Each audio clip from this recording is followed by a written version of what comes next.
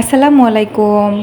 রাজিয়াস কুকবুকে আজকে আপনাদের সাথে শেয়ার করব কিভাবে এই যে হোটেলের মতো একদম পারফেক্ট একটা সিঙ্গারা আপনারা বানাবেন, যার বাইরেটা হচ্ছে ভীষণ মুচমুচে আর ভেতরটা হচ্ছে সফট, একদম ডিলিশিয়াস একটা পুরে ভরা।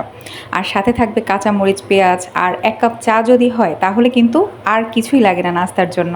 তো চলুন আমরা বানানোটা শুরু করে দিই। প্রথমে আমি এখানে ২ কাপের মতো ময়দা নিয়েছি।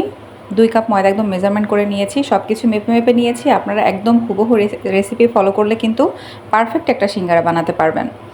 এই যে তার মধ্যে দিয়ে দিলাম হচ্ছে কালো জিরা 1/4 চা চামচের মতো, আর লবণ দিয়ে দিলাম 1/2 চা চামচের মতো। কালো জিরাটা খুব বেশি ব্যবহার না করাই ভালো, কারণ অনেকে পছন্দ করেন না, আর যারা পছন্দ করেন তাদের জন্য তো কোনো আর সমস্যা নেই। আচ্ছা, এর মধ্যে তেল দিয়ে দিলাম হচ্ছে প্রায় ৩ টেবিল চামচের মতো। তেলটার কারণেই হচ্ছে কিন্তু এই যে সিঙ্গারাটা কিন্তু খাস্তা হয়, মানে বাইরের শেলটা কিন্তু এই তেলের কারণেই হচ্ছে খাস্তা হয়। এখন এই সব কিছুকে আমরা একটু দেখুন, আমি হাত দিয়ে একটু ঘষে ঘষে এটাকে কিন্তু ভালো করে তেলের সাথে মিক্স করে দিচ্ছি। একটু ঘষে ঘষে সময় নিয়ে কিন্তু আপনারা এটাকে মিক্স করবেন। এই মিক্স করার উপরেই কিন্তু হচ্ছে এর খাস্তানেসটা অনেকটাই ডিপেন্ড করে, বাইরের যে শেলটা মুচমুচে হয়, টেস্টি হয়, এটার কারণে। এই যে আমি কিন্তু অনেকটা সময় নিয়ে, দেখুন আপনারা নিশ্চয়ই দেখে বুঝতে পারছেন, অনেকটা সময় নিয়ে মিক্স করে এই যে এরকম মুঠি করলে যখন এরকম ভেঙে না যাবে তখন আপনারা মনে করবেন যে না, এটা মিক্স করা হয়েছে পারফেক্টলি। এখন হচ্ছে আমরা এটার সাথে পানি দিয়ে, নর্মাল টেম্পারেচারের পানি, মানে ট্যাপের পানি যেটা হয় আমাদের, মানে নর্মাল যে পানিটা, রুম টেম্পারেচারের নর্মাল পানি, সেই পানিটা দিয়ে হচ্ছে এটাকে একটা মোটামুটি শক্ত একটা ডো বানিয়ে নেব।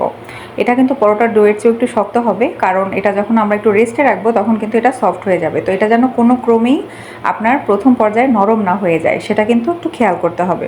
দেখুন আমি কিন্তু অল্প অল্প পানি মিক্স করছি আর অল্প অল্প করে টাইট একটা ডো বানিয়ে নেওয়ার চেষ্টা করছি।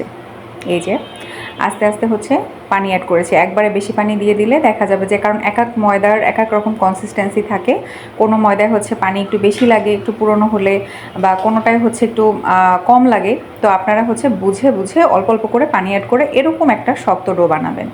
এই যে দেখুন বেশ টাইট কিন্তু একটা ডো, এটা কিন্তু মসৃণ না, বেশ টাইট একটা ডো আমি বানিয়ে নিয়েছি। এখন উপর থেকে একটু সামান্য তেল দিয়ে আমরা এটাকে কোট করে, মানে সব দিকে তেলটা ভালো করে লাগিয়ে আমরা এটাকে ঢেকে রেস্টে রেখে দেব।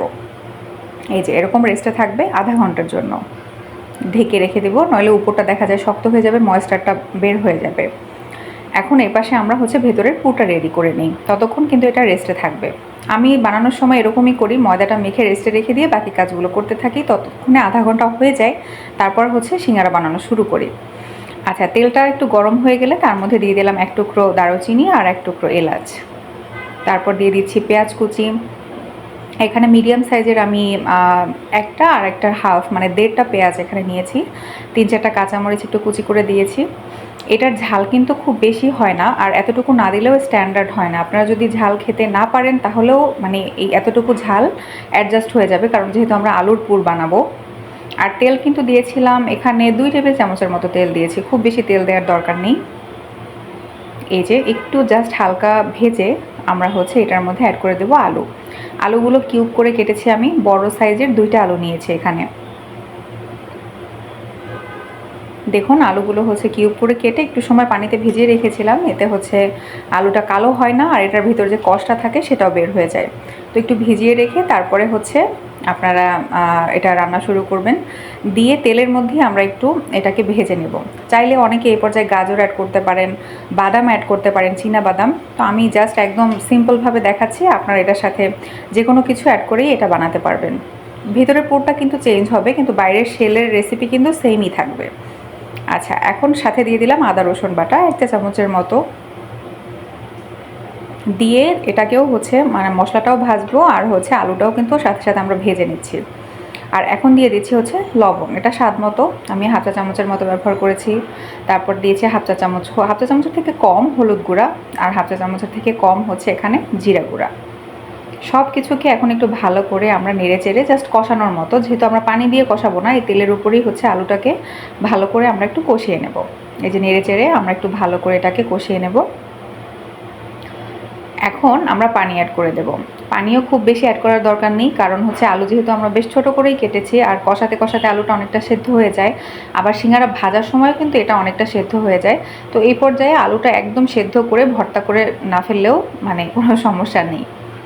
দেখুন, ঢেকে দিয়ে হচ্ছে আমরা পানিটা শুকিয়ে যাওয়া পর্যন্ত এটাকে রান্না করেছি। এই যে একটু চাপ দিয়ে দেখবেন, এ পর্যায়ে কিন্তু আলুটা এখনও মোটামুটি বেশ ভালোই শক্ত আছে, আর একটু ভেজা ভেজাও আছে, পানি পানি। তো আমরা হচ্ছে পুরোটাকেই, এই পুরো পানিটা হচ্ছে শুকিয়ে নেব। আর এই পর্যায়ে হচ্ছে আমরা অ্যাড করে দেব ধনিয়া পাতা। ধনিয়া পাতাটা আমি বলবো মাস্ট, আপনারা এটা হাতের কাছে থাকলে অবশ্যই দেওয়ার চেষ্টা করবেন, কারণ ধনিয়া পাতার কারণে হচ্ছে এটার টেস্ট অনেক অনেক চেঞ্জ হয়ে যায়। আর যদি কেউ বোম্বাই মরিচ দিয়ে বানাতে চান তাহলে সেটাও এই পর্যায়ে কুচি কুচি করে কেটে দেবেন। তবে সেই ক্ষেত্রে হচ্ছে কাঁচা মরিচটা একটু কমিয়ে দেবেন, কারণ ঝাল অনেক বেশি হয়ে যাবে, তখন কিন্তু সবাই খেতে পারবে না। আর যদি বোম্বাই মরিচ দেওয়ার হয় তাহলে হচ্ছে ওই মরিচটা একটু কমিয়ে অ্যাডজাস্ট করে নেবেন। আচ্ছা, ওটা হচ্ছে হতে থাকুক, ততক্ষণে আমরা এই যে আধা ঘন্টার মতো প্রায় হয়ে গেছে, আমরা ডোটাকে হচ্ছে একটু ভালো করে দলাই মথাই করে নেব ফাইনাল মানে বানানোর আগে। এই পর্যায়ে দেখবেন অনেকটাই কিন্তু সফট হয়ে আসবে, এই যে আগে থেকে অনেকটাই সফট হয়ে আসবে।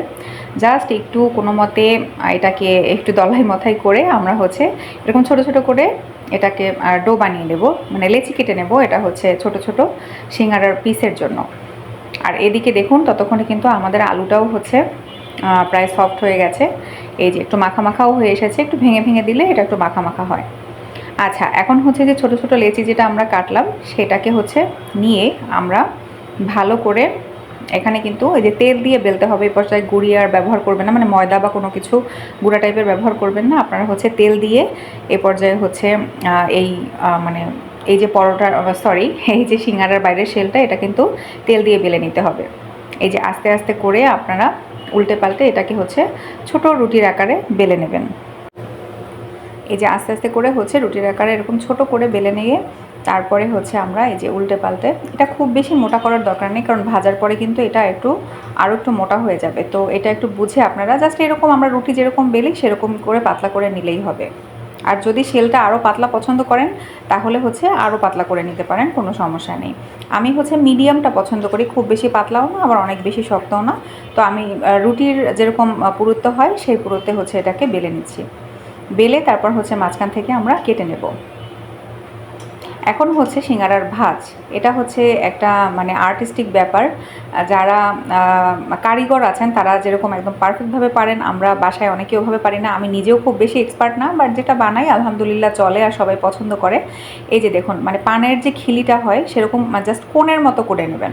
দুই সাইডটা কেটে আমি একটু ডিটেইলে আপনাদের দেখাচ্ছি। কেটে হচ্ছে এভাবে জাস্ট চেপে চেপে হচ্ছে একটা কোণের মতো বানিয়ে নেবেন। তারপরে এটার মধ্যে হচ্ছে আমরা পুরগুলো দিয়ে দেব। এই যে আলুর পুরটা এর মধ্যে দিয়ে দেবেন।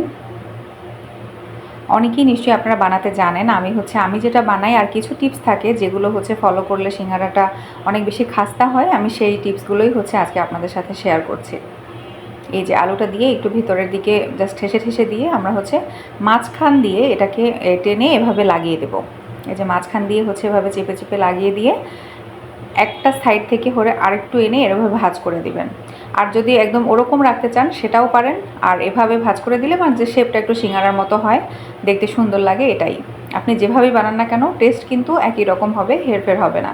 জাস্ট হচ্ছে কোনোভাবে ছুটে না যায়, আলুটা বের না হয়ে আসে সেই চেষ্টা করবেন। আচ্ছা, আমি আরও একটা দেখিয়ে দিচ্ছি। কোণের মধ্যে আলু ঢুকানোর পরে এই যে মাঝখান থেকে দুই সাইডটা চেপে আমরা লাগিয়ে দেবো। যে মাঝখান থেকে মাঝখান থেকে দুই সাইড চেপে লাগিয়ে দিয়ে যে কোনো একটা সাইড হচ্ছে আমরা একটু এরকম ভাঁজ করে এনে এরকম চেপে চেপে লাগিয়ে দেবো। তাহলে সিঙ্গারার যে পারফেক্ট শেপটা সেটা কিন্তু আসবে। একদমই সহজ। আর আমি আবারও বলছি, আমি নিজেও এক্সপার্ট না, বাট হচ্ছে এটা এভাবে করলে আপনার ভাজার পরে হচ্ছে সিঙ্গারার শেপটা একদম পারফেক্ট আসবে। আচ্ছা, এখন আমরা ভাজবো। ভাজার সময় কিন্তু টেকনিক আছে, যে আমরা বানিয়ে নিয়েছি প্রায় 6-7টার মতো। এখানে তেলটা কিন্তু দেখুন একদমই গরম না, চুলাটা জাস্ট আমি জ্বালিয়ে এই তেলে হাতও দেয়া যাবে, এরকম অবস্থায় আমরা হচ্ছে সিঙ্গারাগুলোকে দিয়ে দেবো। এইটা এভাবে যদি আপনারা দেন তাহলে কিন্তু সিঙ্গারার গায়ে যে মাঝে মাঝে দেখা যায় ফুলে ফুলে ওঠে, সেটা উঠবে না। আপনাদের হচ্ছে এটা পারফেক্ট ভাজা হবে। একদম লো আঁচে হচ্ছে আপনার এই সিঙ্গারাটা ভাজতে হবে একটু সময় নিয়ে। একটা ব্যাচ ভাজতে কিন্তু প্রায় ৮ থেকে ১০ মিনিটের মতো সময় লাগে। তো সেই সময়টা দিয়ে অবশ্যই আপনি আস্তে লো আঁচে ভাজলে সিঙ্গারাটা অবশ্যই পারফেক্টলি খাস্তা হবে, খেতেও অনেক সুস্বাদু হবে। এই যে একদম লো আঁচে কিন্তু আমরা এখানে ভাজছি। প্রায় ৩-৪ মিনিট পরে নাড়াচাড়া না করে ৩-৪ মিনিট হয়ে যাবে। তারপরে হচ্ছে আমরা এটাকে উল্টে দেব। দেখুন একটা সাইড কিন্তু হালকা কালার এসেছে, একদম ৩-৪ মিনিটে জাস্ট এতটুকু কালার এসেছে। তাহলে বুঝুন চুলার আঁচটা কতটুকু ছিল। একদম লো আঁচে হচ্ছে আমরা ভাজছি। এটাই কিন্তু সিঙ্গারা খাস্তা করার একটা অন্যতম টিপস। আপনারাও একটু সময় নিয়ে হচ্ছে এটাকে এভাবে একটু লো আঁচে এটাকে ভালো করে আপনারা ভেজে নেবেন একটু সময় নিয়ে। এখানে তাড়াহুড়ো করলে কিন্তু সিঙ্গারাটা একদম হচ্ছে হোটেলের মতো পারফেক্ট হবে না। এরকম উল্টে পাল্টে আমরা হচ্ছে পুরো ২ সাইডটাই কিন্তু এভাবে ভেজে নেব। পুরো ব্যাচটা ভাজতে আমি আবারও বলছি যে প্রায় ৮ থেকে ১০ মিনিটের মতো সময় লাগবে। তো আপনারা একটু ধৈর্য সহকারে এটাকে উল্টে পাল্টে এরকম যখন কালার চলে আসবে সে পর্যন্ত ভেজে এই যে আমরা এখন প্রথম ব্যাচটা তুলে ফেলছি। আমি যে পরিমাণ হচ্ছে ময়দা নিয়েছি তাতে হচ্ছে আমার সব মিলিয়ে ২৪টার মতো সিঙ্গারা হয়েছে এরকম সাইজের। আপনারা যদি আরও ছোট করে বানান তাহলে আরও বেশি করে বানাতে পারবেন, মানে আরও পিস আরও বেশি হবে। আচ্ছা, এখন হচ্ছে আমরা এই যে সিঙ্গারার তেলটা ঝরিয়ে এটাকে হচ্ছে তুলে ফেলবো। দেখুন একদম পারফেক্ট সিঙ্গারা, দেখলে কিন্তু বোঝা যাচ্ছে যে এটা কতটা খাস্তা হয়েছে। আর এটার স্বাদ তো একদম অনবদ্য। আপনারা যদি বাসায় এভাবে বানান তাহলে আপনারা বুঝতে পারবেন যে এটার স্বাদ কতটা পারফেক্ট হয়েছে। আলহামদুলিল্লাহ, এই যে পরিবেশন করে দিলাম। একদম পারফেক্ট একটা সিঙ্গারা, রেস্টুরেন্টের মতো বা হোটেলের মতো যেটাই বলেন না কেন। তো আজকের রেসিপি যদি আপনাদের ভালো লেগে থাকে অবশ্যই সাবস্ক্রাইব করবেন, লাইক করবেন, কমেন্ট করে আমাদের পাশে থাকবেন। আল্লাহ হাফেজ।